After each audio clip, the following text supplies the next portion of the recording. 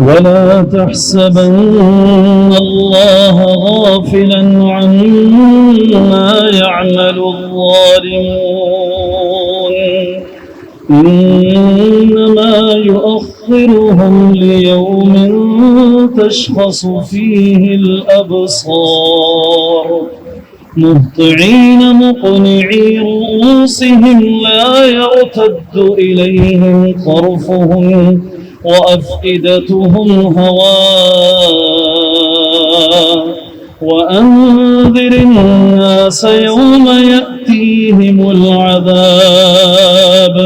فيقول الذين ظلموا ربنا أخرنا إلى أجل قريب نجب دعوتك ونتبع الرسل أولم تكونوا وقسمتم من قبل ما لكم من زوال وسكنتم في مساكن الذين ظلموا أنفسهم وتبين لكم كيف فعلنا بهم وضربنا لكم الأمثال وقد مكروا مكرهم وعند الله مكرهم وإن كان مكرهم لتزول منه الجبال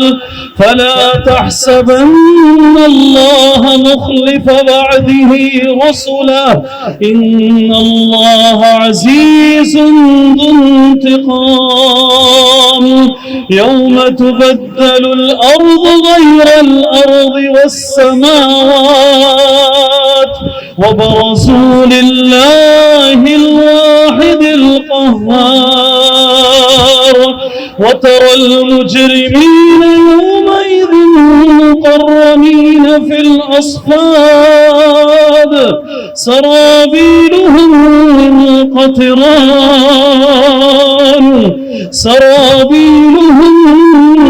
قطران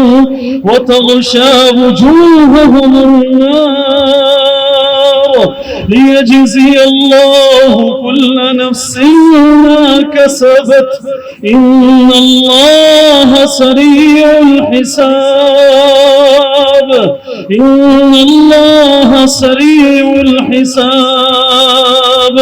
هذا بلاغ للناس ولينذروا به وليعلموا أنما هو إله واحد وليذكر أولو الألباب.